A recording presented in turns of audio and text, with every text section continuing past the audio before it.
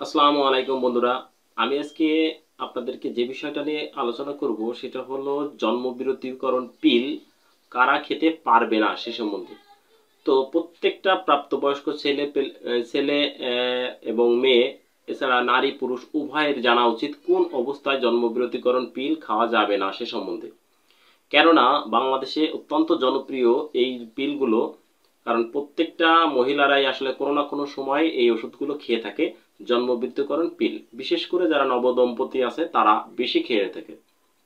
তো তাদের জন্য আজকের এই ভিডিওটা কোন অবস্থা থাকলে এই জন্মবৃদ্ধিকরণ পিলগুলো খাওয়া যাবে না সে সম্বন্ধে একটা ধারণা দেওয়ার জন্য, এবং এর ক্ষতিকর প্রভাব থেকে আপনারা যাতে ভালোভাবে জীবনকে লিড করতে পারেন সে সম্বন্ধে আজকের এই ভিডিওটি। এই জন্য ভিডিওটি কিন্তু অত্যন্ত গুরুত্বপূর্ণ। তো ভিডিওটি শুরু থেকে শেষ পর্যন্ত দেখবেন, তাহলে আশা করি আপনারা অনেক অনেক উপকৃত হবেন। প্রথমত, যে সমস্ত মহিলারা জন্মবিরতিকরণ পিল খেতে পারবে না তাদের যে লক্ষণগুলো আছে সে সম্বন্ধে আমি এখন বলবো। 1 নম্বর কারণ, যে সমস্ত মহিলাদের পায়ে ব্যথা হয় এবং তীব্র ব্যথা এবং কন্টিনিউয়াসলি এই ব্যথাটা দীর্ঘদিন ধরে চলতেছে, এই সমস্ত মহিলারা এই পিল থেকে বিরত থাকবেন। 2 নম্বর কারণ, যে সমস্ত মহিলাদের মৃগী রোগ আছে তারা এই ওষুধটা কখনোই খাবেন না। 3 নম্বর কারণ, যে সমস্ত মহিলারা মাইগ্রেনের সমস্যায় ভুগতেছেন এবং দীর্ঘদিন ধরে মাইগ্রেনের ব্যথা আছে তারা এই ওষুধটা খাবেন না। 4 নম্বর কারণ, যে সমস্ত মহিলাদের মাথা ব্যথা আছে, প্রচন্ড মাথা ব্যথা এবং চোখে ঝাপসা দেখে, সে সমস্ত মহিলারা এই পিলগুলো কখনোই খাবেন না।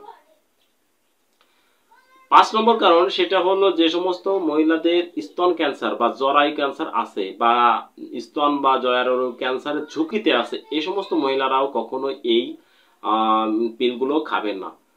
আসলে এই পিল খাওয়ার ফলে আপনার ক্যান্সার হবে না, তবে ক্যান্সারের জীবাণু আগে থেকে থাকার কারণে আপনার যদি এই পিলগুলো খান তাহলে আপনার ক্যান্সারটা দ্রুত ছড়ায় পড়বে, এতে আপনার জীবনের ঝুঁকি আছে। 6 নম্বর কারণ, যাদের লেবার রোগ আছে, লেবার সিরোসিস বা লেবারের অন্যান্য রোগগুলো আছে, সে সমস্ত ক্ষেত্রে আপনারা কখনোই এই পিলগুলো খাবেন না। 7 নম্বর একটা কারণ, যাদের অলরেডি হৃদরোগে ভুগতেছেন বা হৃদরোগের আশঙ্কা রয়েছে, যেমন অতিরিক্ত মাত্রায় ডায়াবেটিস এবং উচ্চ রক্তচাপ আছে, সে সমস্ত মহিলারা এই জন্মবিরতিকরণ পিলগুলো খাবে না।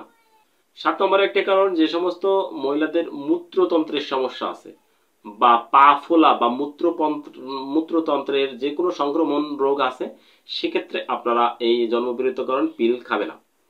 9 নম্বর কারণ, যে সমস্ত মহিলাদের মাসিকের সময় অতিরিক্ত মাত্রায় রক্তক্ষরণ হয়, সে সমস্ত মহিলারা কখনোই এই জন্মবিরতিকরণ পিল খাবে না।